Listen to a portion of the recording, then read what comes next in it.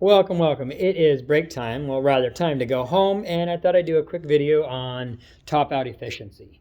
Now remember, these videos are typically for apprentices, as well as for, say, those who are not familiar with drywall and topping out and things like that. Now the guys that did this work here, they do really clean work. Their screw patterns are really good.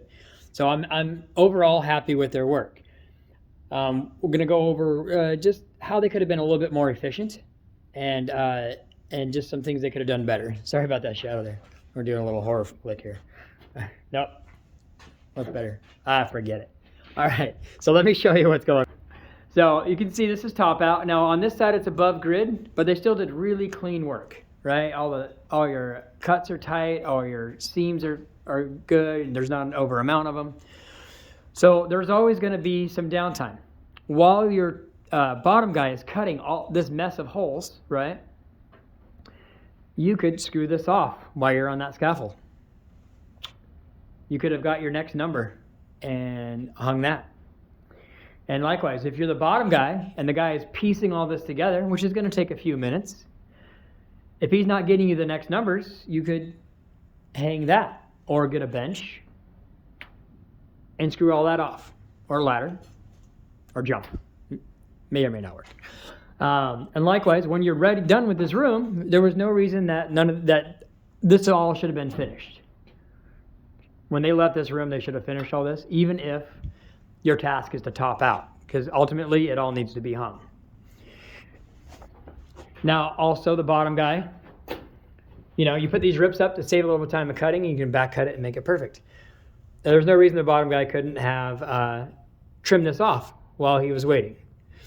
But now this side is OTS, which means open to structure. There's not going to be any grid. It's exposed. This is level 4 finish. And again, really clean numbers. I'm quite impressed with with their cuts and their holes, minus this one. But this is normal, right? That could have been a little tighter, but that's nothing the tapers can't fix, right?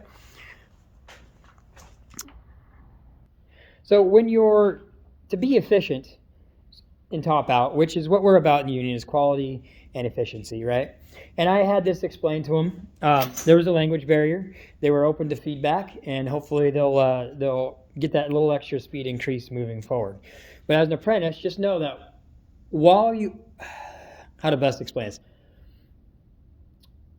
When you top out, and sorry, I keep looking up there because that's where my mind is. When you're topping out, you should always you need to minimize your downtime, right? And the way to do that is once you got your sheet tacked up, you're getting the next numbers for your bottom guy. He should already know what the next sheet is before you completely screw off your last sheet.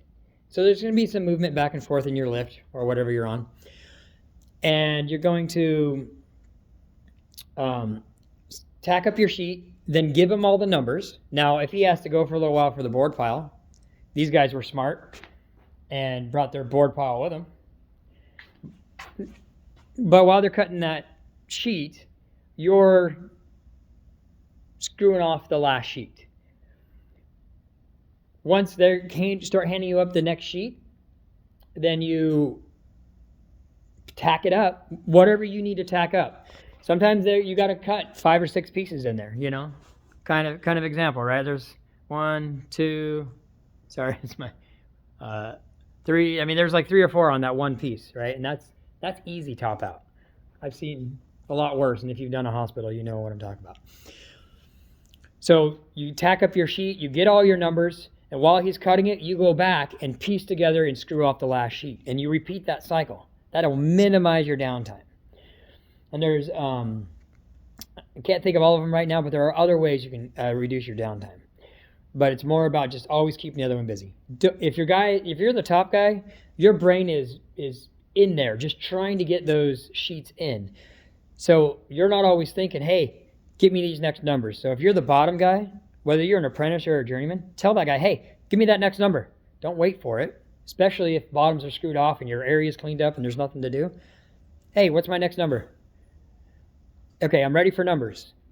Okay, here's your next sheet. Like, you can work all that in.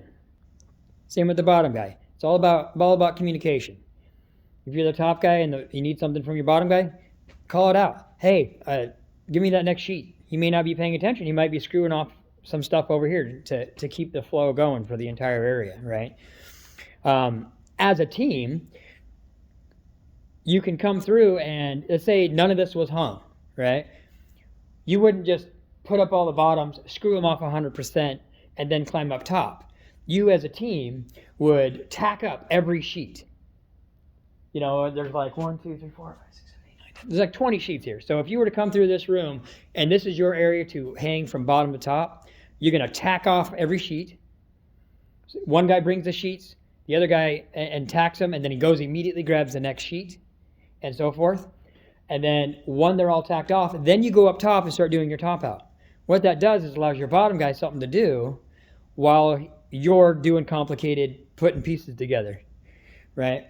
And then if you get caught up topping out and there's still more screwing off to do, then you come down and you both screw off. And that can apply to just a wall of laydowns. One guy brings all the sheets, you tack them on, and then as soon as you got it all and it's 100% hung, then you both go screw off. You don't need to screw off one sheet, then go get it, screw off one sheet. So I do tend to ramble, but that is just in a nutshell with a little detail on how to be efficient. If you have any questions, maybe something I left out, maybe something I over-explained, feel free to leave a comment. I try to get to them as often as I can. Have a great day.